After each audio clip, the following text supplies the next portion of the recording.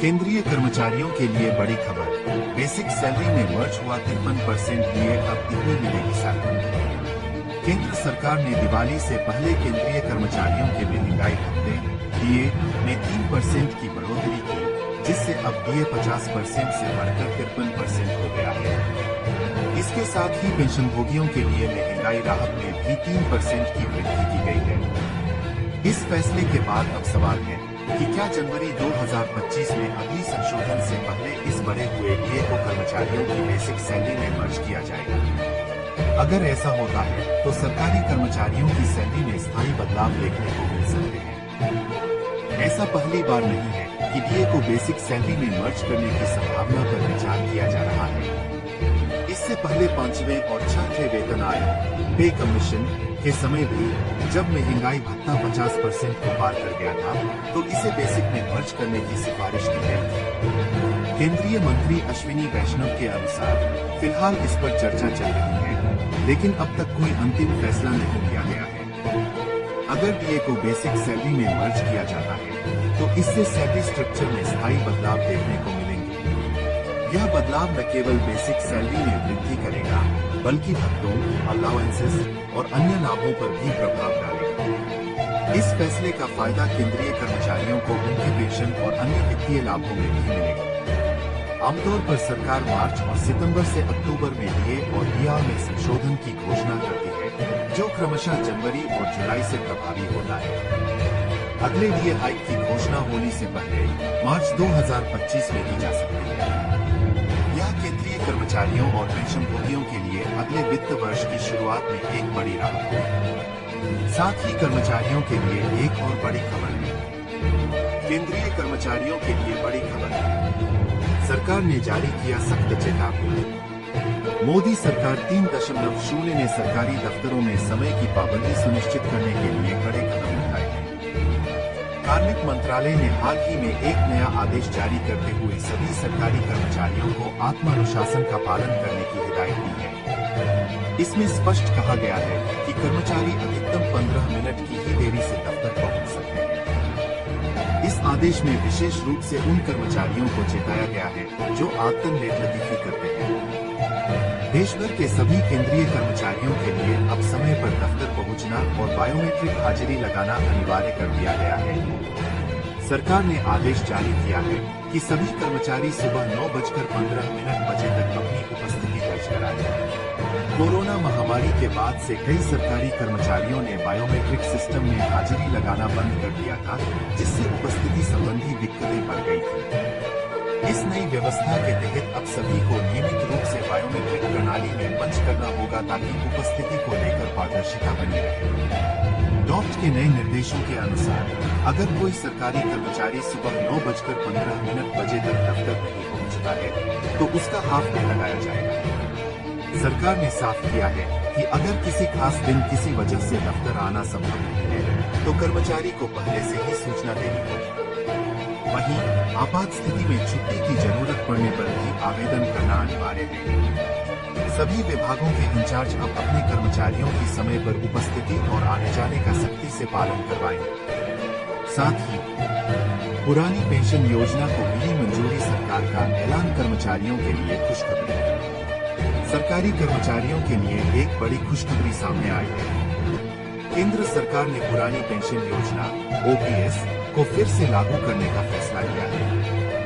यह फैसला लाखों सरकारी कर्मचारियों के लिए राहत की खबर है, जो लंबे समय से इस योजना की वापसी की मांग कर रहे थे। पुरानी पेंशन योजना के तहत सरकारी कर्मचारियों को रिटायरमेंट के बाद उनकी आखिरी सैलरी का 50% पेंशन के रूप में मिलता था। इस फैसले से न केवल मौजूदा सरकारी कर्मचारियों को फायदा होगा, बल्कि भविष्य में सरकारी नौकरी करने वाले युवाओं को भी इसका लाभ मिलेगा। पुरानी पेंशन योजना की वापसी से कर्मचारियों को रिटायरमेंट के बाद की आर्थिक सुरक्षा मिलेगी और उन्हें अपने बुढ़ापे के दिनों में आर्थिक चिंताओं से मुक्ति मिलेगी। पुरानी पेंशन योजना ओपीएस एक ऐसी योजना है जिसके तहत सरकारी कर्मचारियों को रिटायरमेंट के बाद उनकी आखिरी सैलरी का एक निश्चित प्रतिशत पेंशन के रूप में मिलता है। यह योजना 2004 से पहले नियुक्त हुए सभी सरकारी कर्मचारियों पर लागू है। ओपीएस के तहत कर्मचारियों को रिटायरमेंट के बाद हर महीने एक निश्चित राशि पेंशन के रूप में मिलती है, जो उनकी आखिरी सैलरी का 50% होती है। पुरानी पेंशन योजना की वापसी के पीछे कई कारण हैं। कर्मचारियों की मांग। लंबे समय से सरकारी कर्मचारी ओपीएस की वापसी की मांग कर रहे हैं। आर्थिक सुरक्षा। ओपीएस कर्मचारियों को रिटायरमेंट के बाद बेहतर आर्थिक सुरक्षा प्रदान करते हैं। राजनीतिक दबाव। विभिन्न राजनीतिक दलों और कर्मचारी संगठनों ने ओपीएस की वापसी के लिए दबाव बनाया। नई पेंशन योजना की कमियां। 2004 में शुरू की गई नई पेंशन योजना एनपीएस में कई कमियां पाई गई। सामाजिक सुरक्षा। ओपीएस सरकारी कर्मचारियों और उनके परिवारों को बेहतर सामाजिक सुरक्षा प्रदान करती है। पुरानी पेंशन योजना ओपीएस और नई पेंशन योजना एनपीएस में कई महत्वपूर्ण अंतर हैं। पेंशन राशि। ओपीएस में आखिरी सैलरी का 50% पेंशन मिलती है, जबकि एनपीएस में पेंशन राशि बाजार के उतार चढ़ाव पर निर्भर करती है। निवेश जोखिम। ओपीएस में कोई निवेश जोखिम नहीं है, जबकि एनपीएस में कर्मचारी को निवेश जोखिम उठाना पड़ता है। कर्मचारी का योगदान। ओपीएस में कर्मचारी को कोई योगदान नहीं देना पड़ता, जबकि एनपीएस में कर्मचारी को अपनी सैलरी का एक हिस्सा योगदान के रूप में देना पड़ता है। सरकार का दायित्व। ओपीएस में सरकार पूरी पेंशन राशि का भुगतान करती है, जबकि एनपीएस में सरकार का दायित्व सीमित होता है। लचीलापन। एनपीएस में कर्मचारी को अपने फंड के निवेश में कुछ लचीलापन मिलता है, जबकि ओपीएस में ऐसा कोई विकल्प नहीं है। पुरानी पेंशन योजना की वापसी का व्यापक प्रभाव पड़ेगा। कर्मचारियों पर प्रभाव। सरकारी कर्मचारियों को रिटायरमेंट के बाद आर्थिक सुरक्षा मिलेगी। सरकारी खजाने पर बोझ। ओपीएस की वापसी से सरकारी खजाने पर अतिरिक्त बोझ पड़ेगा। रोजगार आकर्षण। ओपीएस की वापसी से सरकारी नौकरियां युवाओं के लिए और अधिक आकर्षक हो जाएंगी। आर्थिक प्रभाव।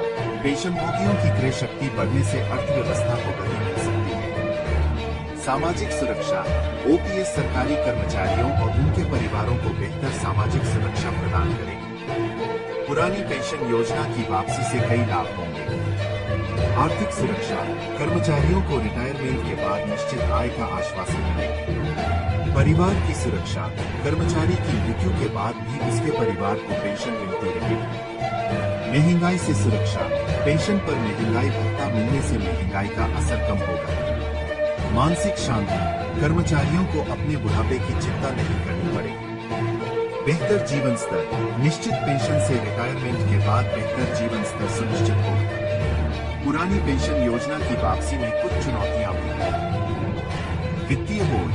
सरकार पर पेंशन के भुगतान का बड़ा वित्तीय बोझ पड़ेगा। बजट प्रबंधन। सरकार को अपने बजट में पेंशन के लिए बड़ी राशि आवंटित करनी होगी। अन्य क्षेत्रों पर प्रभाव। पेंशन पर अधिक खर्च से अन्य विकास कार्यों पर प्रभाव पड़ सकता है। निजी क्षेत्र से तुलना। ओपीएस की वापसी से सरकारी और निजी क्षेत्र के कर्मचारियों के बीच असमानता बढ़ सकती है। दीर्घकालिक स्थिरता। ओपीएस की दीर्घकालिक वित्तीय स्थिरता सुनिश्चित करना एक बड़ी चुनौती होगी। पुरानी पेंशन योजना की वापसी की प्रक्रिया निम्नलिखित चरणों में